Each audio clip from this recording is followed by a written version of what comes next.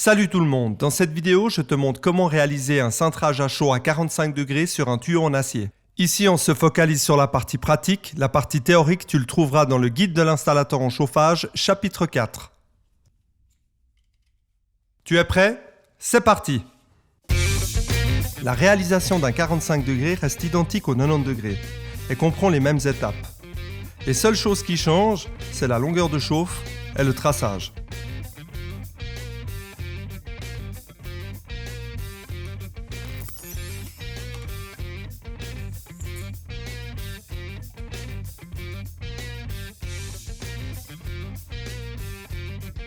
Une fois la mesure reportée sur le tube, je choisis le rayon de cintrage correspondant au diamètre du tuyau et je le répartis moitié-moitié de chaque côté de mon axe. Dans cet exemple, je coude un tuyau en demi et je choisis le rayon de cintrage correspondant, donc 50 mm. Il ne me reste plus qu'à répartir ce rayon de cintrage moitié-moitié, donc 25 mm d'un côté, 25 mm de l'autre et le tour est joué.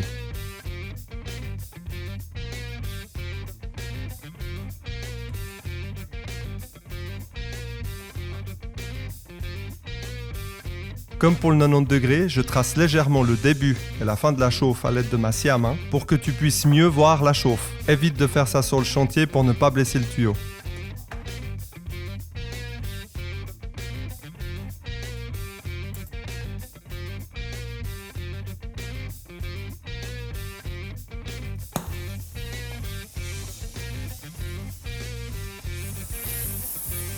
J'éloigne tout matériel qui pourrait prendre feu autour de l'établi. Je respecte toutes les règles de sécurité. Je prends une lance à chauffer, je règle mon chalumeau avec une flamme neutre et je commence la chauffe.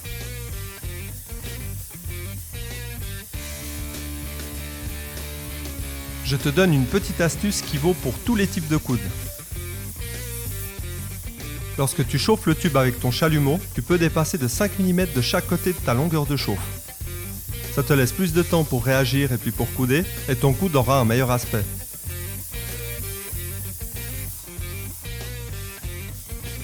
Comme pour le 90 degrés, je vais procéder au tirage du coude en 3 étapes.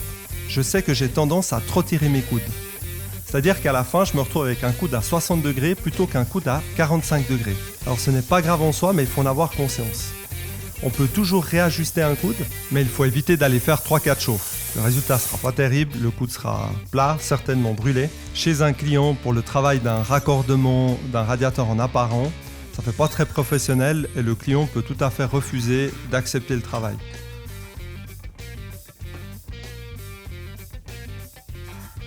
À droite de mon étau, je tire contre moi 15 degrés. À gauche, 15 degrés aussi.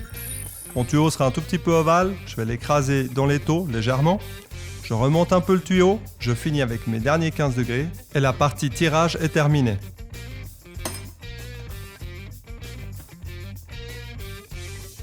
Pour le contrôle de l'équerrage de mon coude, je vais utiliser une équerre à 135 degrés. On le voit bien dans la vidéo, j'ai tendance à trop tirer mes coudes. Je suis encore dans les temps pour le rectifier. Si j'ai beaucoup d'ajustage à faire et que mon tuyau n'est plus assez chaud, d'abord tu nettoies la longueur de chauffe à l'aide de la brosse métallique. Ensuite tu procèdes à une deuxième chauffe. Tu ajustes. Tu contrôles ta mesure et c'est terminé.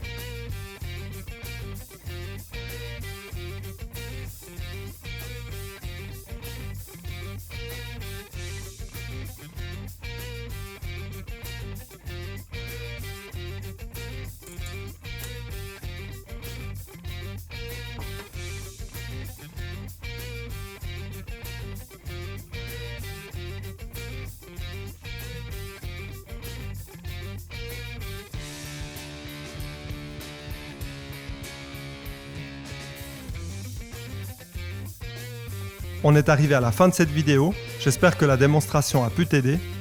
À bientôt pour un prochain tuto.